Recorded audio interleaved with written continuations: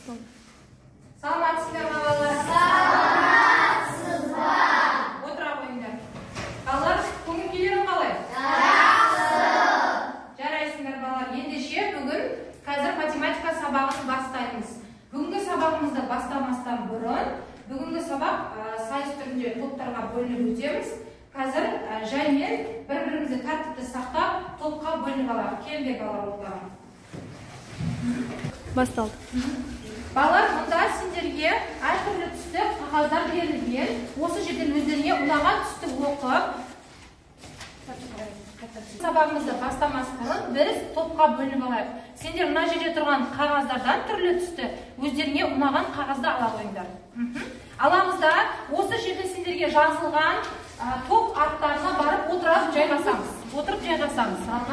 Алыңдар. Өздеріңіздің үй тапсырмасына жақсы дайындалғандықтарды көру үшін және де өткен тақырыптарды қалай меңгергендіктеріңді білу үшін мен сендерге тез ойлан әдісі арқылы сұрақтар қоятын боламын. Әр топқа 3 сұрақтан қойылады. Сендер тек қана я немесе жоқ деп қана жауап береміз. Түсінікті ма? Иә. Жарайсыздар. Ал ендеше біз бірінші арақашықтық тобына 3 сұрақ қоямыз. Басқа топтар кедергі келтірмейміз. Жарай ма? Тез ойлан сұрақтары қойылады. Я немесе жоқ деп жауап бересіңдер. Кеттік. Бірінші арақашықтық тобына 1000 санының алдындағы сан 998 саны ма? Жоқ. Жарайсыңдар. Санның кубын табу үшін санды өзіне 2 рет көбейтемін. Жоқ. Ой, тамаша. Тік төртбұрыштың периметрін табу үшін фигураның барлық қабырғаларының қосындысын қосамын. Ой, тамаша, жарайсыңдар. Арақашықтық тобында 3 балл. Келесі ойлан тап сұрақтары уақыт тобына беріледі. Тыңдаймыз. Санды өзіне 2 рет көбейтуді санның квадраты дейміз. Тамаша. 10, 25, 55 сандары 5-ке бөлінеді ме? Жарайсыңдар. 302 келесі сұрақ. 302 көбейтілген 3 теңдік 909. Жоқ. Жарайсыңдар балалар. Келесі топ. Бұнда қойылатын сұрақтарды қараймыз. 1 сағатта 60 минут бар ма? Ой, жарайсыңдар. 945 3 таңбалы сан ба?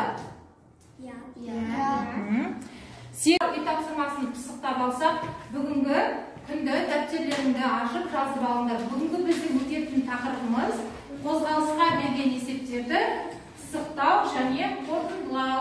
Оқулықтардың барлықтарын 110-111 бетін аша қойыңдар. Ашып бүгінгі күнді көркем етіп жазып аламыз, балалар, жаза қойыңдар.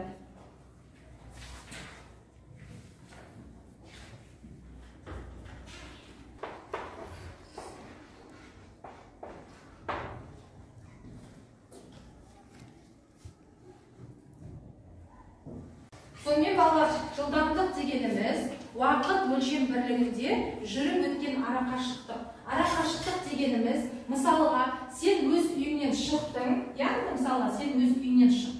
және мектепке келгенге дейінгі аралықты біз не деп атайды екенбіз? Арақашықтық. Ал біздің осы аралықта жүріп өткеніміз қалай жүрдік? Ол жылдамдығымыз, иә? Және біз ол жерде табуға болады уақыт. Қанша уақытта біз жарайсың, Амина, отыра ғой.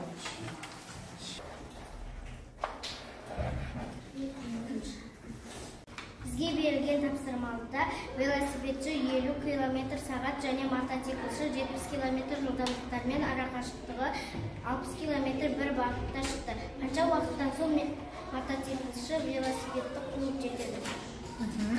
Бізге 2 жылдамдық белгілі, біз уақытты табуымыз керек. Мотоциклші мен велосипедшінің арақашықтығындағы, бір-бірінің арасындағы уақытты табуымыз керек. Сендер қалай таптыңдар? Жауаптарын қанша болды сендердің? Біз таңертең үйімізден шыққанда, тұрамдырден шыққанда, біздің мектепке дейінгі жылдамдықты айтайықшы, мысал кетіп, мысалға 20 метр минут. Енді бізде жылдамдық белгілі болды. Ал енді біз мектептен үйге дейін қанша уақытта келуіміз мүмкін?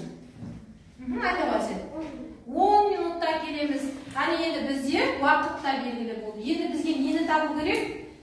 Нені табу керек? Кім айтады? Мектеп пен үйіміздің арасындағы арақашықтықты табу керек.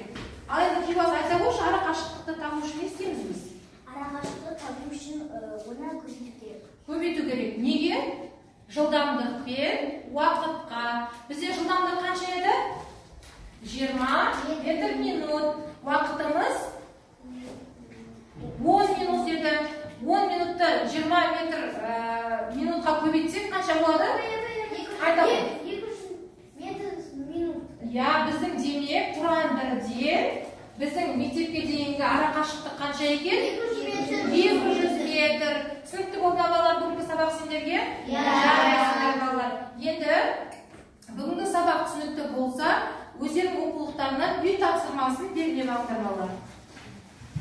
Үй тапсырмасы 113 беттегі 10-шы есеп. Кәдімгі балалар жазып аламыз. Жазып аламыз есептерді. Жазып ал. Жазып ал. Жоқ қақылы. Атса сен көп қалды. Математикасы толтырылмағандар ма? Бәрін сұрылмай. Сабағымыз аяқталды. Бүгін арақашықтық тобы жақсы нәтиже көрсетті. Уақыт тобына кішкене белсенділік жасау керек. Ал жылдамдық тобы сендерге жақсы нәтиже көрсеттіңдер. Ендігі сабақтан барлықтары белсенді қатысуға тырысыңдар. Жарай ма? Сонымен балалар бүгінгі сабағымыз аяқталды.